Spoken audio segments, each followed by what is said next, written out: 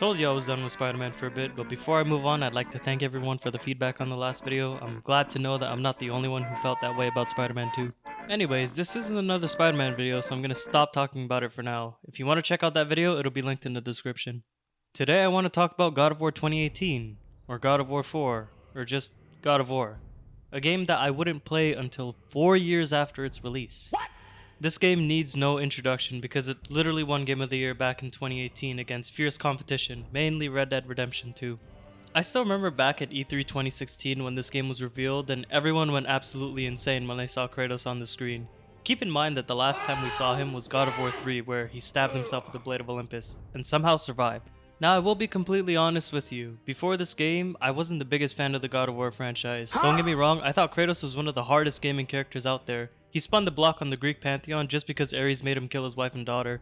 However, I was only 10 years old when God of War 3 was released. I was too busy playing Pokemon Soul Silver and the original Modern Warfare 2 at the time. The only reason why I knew about Kratos' story for the first 3 games was because I watched some YouTube videos on it. And I only showed some kind of interest in the series because back in elementary school for some reason, I decided to read an encyclopedia on the Greek pantheon. I know it's all very random, but that's really how it went down. And like I mentioned before, I didn't play the game until last year despite me having a PS4 long before the game was even released. So what happened when I actually played the game? Well, I was blown away by what I was witnessing. This soft reboot gave us a more mature version of Kratos who lives with the guilt of his past, but is now tasked with raising a son on his own.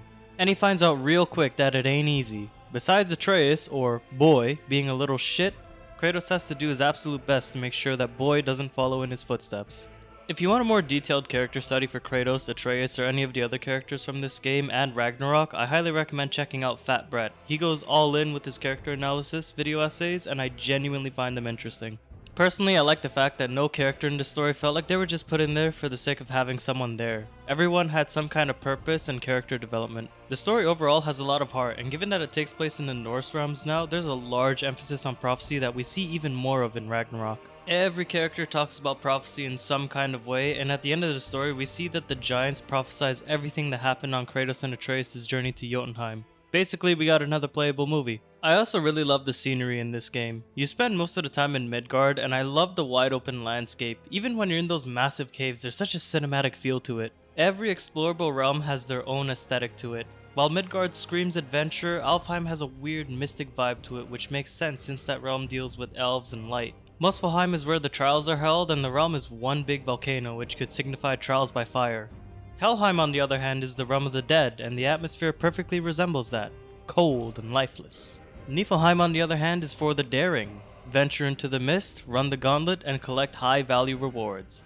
If I'm being honest, Santa Monica had to cook with their scenery because most of the game is a walking simulator. I'm all for exploring, but I gotta admit there's a lot of walking, climbing, and puzzles you gotta do in this game. It's perfectly fine for me, but I can see people's frustrations with it.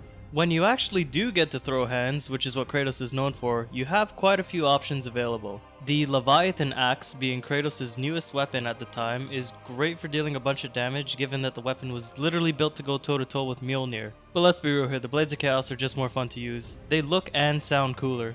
You also have the option to literally just throw hands if you want. They tried to make it so that you had to use a particular weapon on a particular enemy.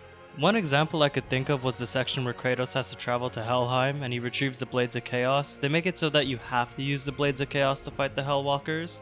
And it was an interesting mechanic for sure, but it just wasn't really explored in this game. Thankfully it would be more in Ragnarok. Nonetheless, both the axe and blades have light and heavy attacks as well as light and heavy runic attacks, with some of them being basic and others being incredibly absurd. It's a nice touch that expands the combat past just landing certain combos. In fact, you can combo into runic attacks or you can go full Gamebreaker God with some next runic cancel combos. It's an entirely different rabbit hole that I'm not going to explore right now. Additionally, this game takes an RPG route with the armor and weapon system in the game. Kratos has stats now, and those stats change depending on the armor, enchantments, and weapon handles you have equipped. Each armor set has intrinsic abilities and you can use those along with enchantments, weapon handles, and talismans to make specific builds. You can have builds focused on dishing out a bunch of damage, spamming runic attacks, and much more. This makes the game replayable to a certain degree because you can try different builds throughout multiple playthroughs.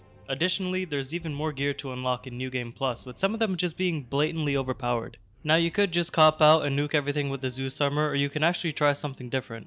One thing I have to say about the combat in this game compared to previous God of War games is that it's more grounded, and it makes sense because Kratos is older and he's not as powerful as he once was. Nonetheless, he is not to be estimated. Now, I haven't played a Dark Souls game before because I actually care about my mental health, but I bring it up because supposedly the combat in this game is similar to Dark Souls. Besides attacking, Kratos has a shield which he can use to block enemy attacks or parry them if timed correctly. Enemies have 3 types of attacks in the game. The first type are just regular attacks that can be blocked, parried, or dodged. Then there's the yellow ring attacks that will break your guard if you try to block it, which leaves you vulnerable. You either have to parry or dodge these attacks. And finally, there's the red ring attacks, which you have to dodge. Once you play the game for a bit, you get into the rhythm of dodging and parrying attacks. You even have Boy as your companion for the majority of combat encounters in the game. He's got arrows and a runic attack of his own, and is actually required to weaken the witch enemies so you can actually damage them. I will say that you really just use the shock arrows and the wolves runic summon just because of how incredibly strong they are compared to everything else. Quite unfortunate, but it is what it is. The last thing I want to mention about combat in this game is the Spartan Rage.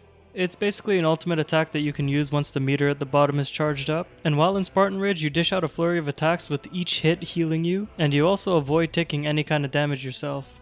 Not gonna lie, from a gameplay perspective, the game really just is a bunch of walking and climbing, solving some puzzles, fighting some enemies, watching a few cutscenes, and maybe fighting a boss every now and then. That's not to say it isn't great, but that's genuinely the majority of the game. In terms of difficulty, I'd say the balanced difficulty, which is what I played on, is actually balanced, and Give Me God of War makes Kratos look like anything but a God of War. That aside, there is a lot to explore, there's a bunch of collectibles to find, there's those pesky ravens to destroy, and there's the Valkyries. Although the boss fights aren't large-scale battles on these massive set pieces like in the previous games, the Valkyrie fights in particular make up for it with their difficulty. Okay, who am I kidding, it's really just Sigrun the Valkyrie Queen. Don't get me wrong, the Valkyries are challenging when you first encounter them, but each of their movesets are pretty easy to figure out after 2 or 3 tries. If you ask me, I think that the Valkyries, including Sigrun, are kind of overrated as bosses. Despite that, they're still a nice challenge for those daring enough to fight them, especially Sigrun. While the other Valkyries had 1 or 2 unique attacks you had to look out for, Sigrun has a mix of all of them. On top of that, she's a spammer and she has a bunch of health. Not only that, but you gotta fight her with this epic soundtrack in the background.